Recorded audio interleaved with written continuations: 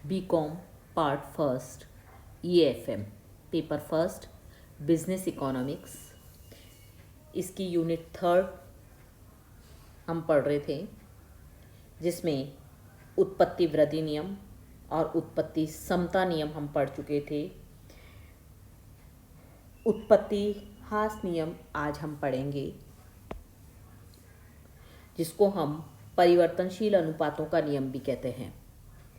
Law of diminishing returns या the law of variable proportions. जब उत्पादन में वृद्धि उत्पत्ति के साधनों में वृद्धि के अनुपात से कम होती है तो उत्पादन की इस प्रवृत्ति को उत्पत्ति ह्रास नियम कहा जाता है।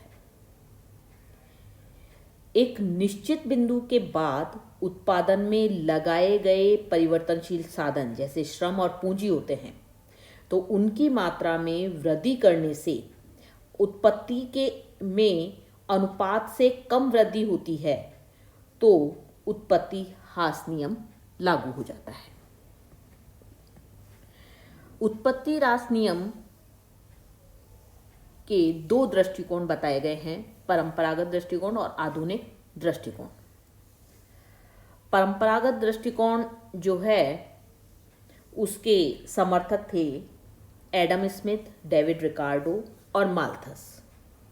उनके अनुसार ये जो अर्थशास्त्री थे, इनके अनुसार उत्पत्ति ह्रास नियम की व्याख्या जो की गई है वो कृषि क्षेत्र के आधार पर की गई है, यानी कि उन्होंने जो अपनी व्याख्या का आधार बताया है वो कृषि को बताया है।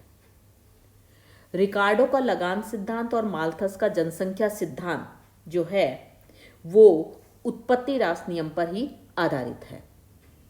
मार्शल ने तो यहाँ तक कहा है कि जब कृषि उत्पादन की तकनीक में कोई सुधार ना हो तब इसमें श्रम और पूंजी की मात्रा में वृद्धि यदि कर दी जाती है तो उससे कुल उत्पादन में आनुपातिक रूप से कम वृद्धि होती है।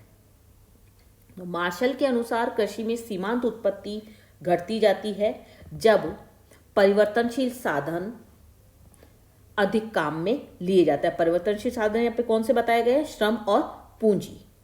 इसके अलावा उन्होंने ये भी माना कि ये नियम तब लागू होता है जब कृषि में प्रयुक्त होने वाली तकनीक अपरिवर्तित रहती है और नियम के लागू होने के समय भूमि का आकार स्थिर रहता है, यानी तकनीक भी अपरिवर्तित रहेगी और भूमि का आकार भी स्थिर रहेगा, तभी ये नियम लागू होगा।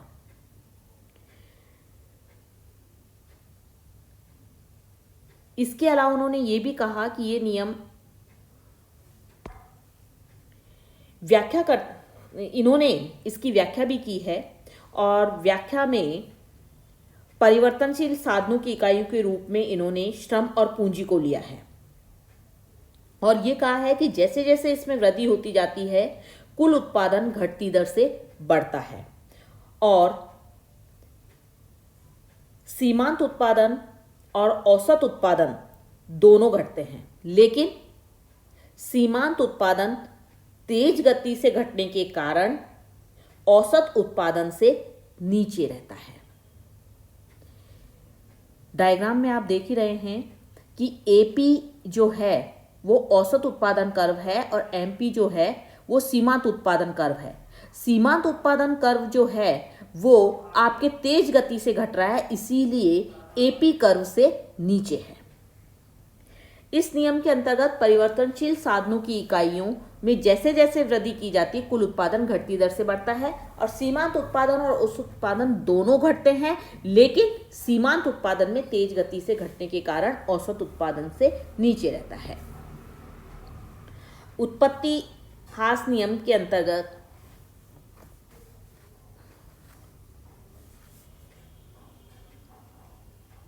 यदि हम देखें तो लागत का अध्ययन भी हम इसके आधार पर कर सकते हैं। उसमें यदि हम देखें तो उत्पत्ति ह्रास नियम के अंतर्गत उत्पादन में जैसे जैसे वृद्धि की जाती है प्रति इकाई लागतें बढ़ती जाती हैं, जिसके कारण औसत लागत, सीमांत लागत दोनों बढ़ते हैं, लेकिन सीमांत लागत तेज गति से बढ़ता है और औसत लागत उससे बढ़ता तो है लेकिन उससे कम गति से। OX अक्ष पर श्रम और पूंजी की मात्रा में वृद्धि की जाती है। नेक्स्ट है आधुनिक दृष्टिकोण या परिवर्तनशील अनुपातों के नियम।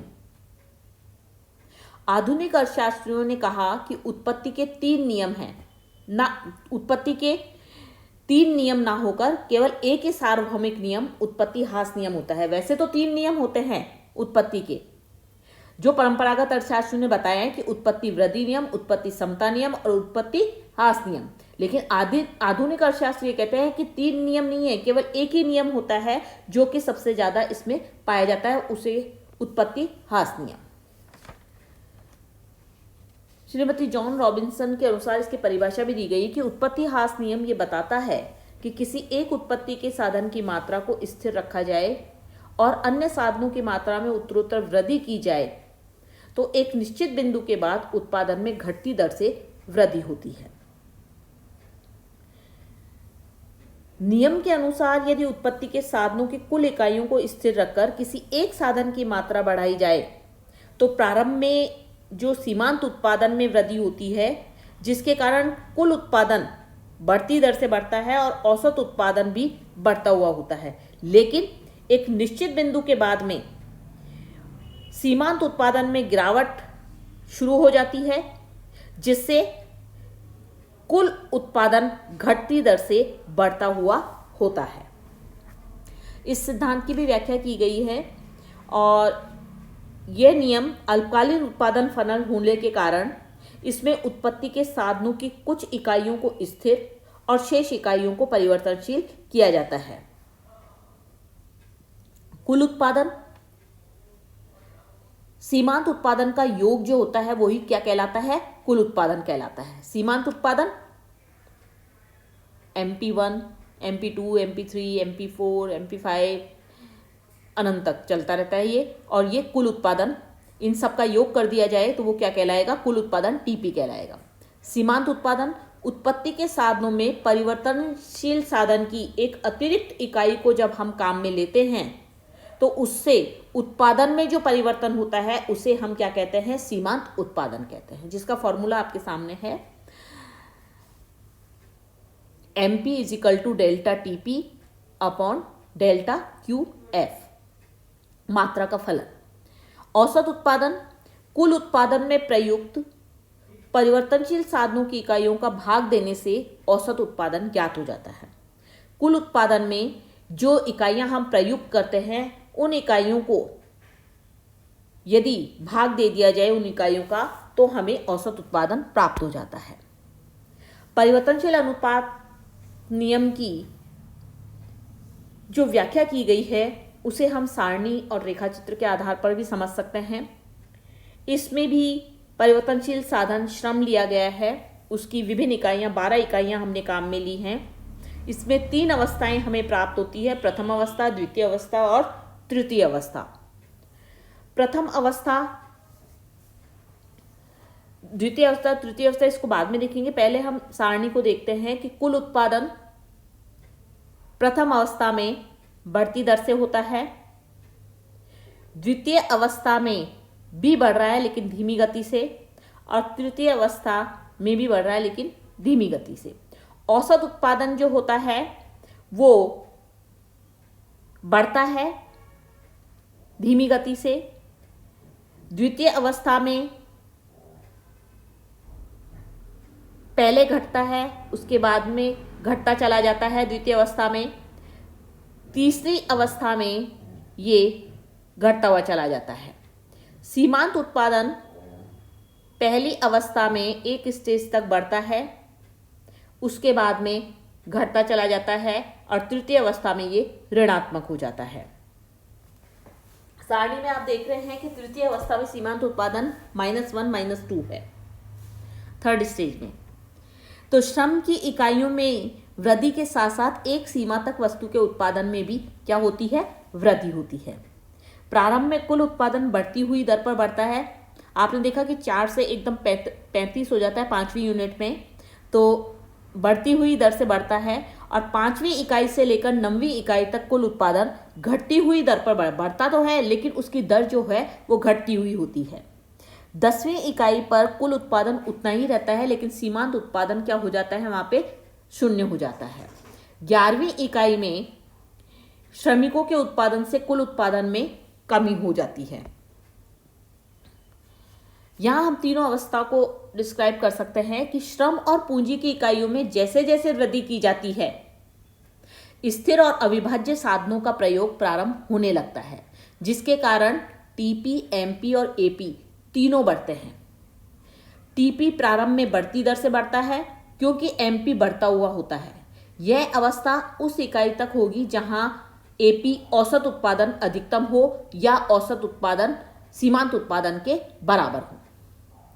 जो सारणी दी गई है उसमें ये 5वीं इकाई तक है। एक उत्पादक इस अवस्था में उत्पादन नहीं रोकना चाहेगा किसी भी हालत में। दूसरी अवस्था, इस अवस्था में कुल उत्पादन घटती दर से बढ़ता है। औसत उत्पादन और सीमांत उत्पादन दोनों में गिरावट आनी शुरू हो जाती है इस अवस्था में, और इस अवस्था में स्थिर और परिवर्तनशील साधनों की इकाइयों का श्रेष्ठ उपयोग होने लग जाता है। यह अवस्था उस इकाई तक होगी जहां सीमांत उत्पादन 0 हो और औसत उत्पादन अधिकतम हो। सारणी में आप देख रहे हैं कि औसत उत्पादन अधिकतम 46 है और ये 0 हो जाता है 10वीं इकाई पे आके। ये अवस्था कहां प्राप्त हो रही है, 10वीं इकाई पे प्राप्त हो रही है। तृतीय अवस्था, इस अवस्था में परिवर्तनशील साधनों की इकाइयों में वृद्धि करने से स्थिर साधन कम पड़ने लगते हैं, जिसके कारण कुल उत्पादन में गिरावट आनी शुरू हो जाती है। जैसे 45 से 43 हो गया वो। सीमांत उत्पादन क्या हो जाता है, यहाँ पे ऋणात्मक हो जाता है, -1 -2 हो गया है। इस अवस्था में औसत उत्पादन लगातार घटती हुई होती है। औसत उत्पादन में क्या हो रहा है, घट रहा है। 4.10 था और अब 3.60 रह गया है, तो घट रहा है ये भी आपके। यह अवस्था उस इकाई तक होगी जहां सीमांत उत्पादन ऋणात्मक और कुल उत्पादन में गिरावट होती है। तालिका में ये जो है सारणी में ये 11वीं और 12वीं इकाई है।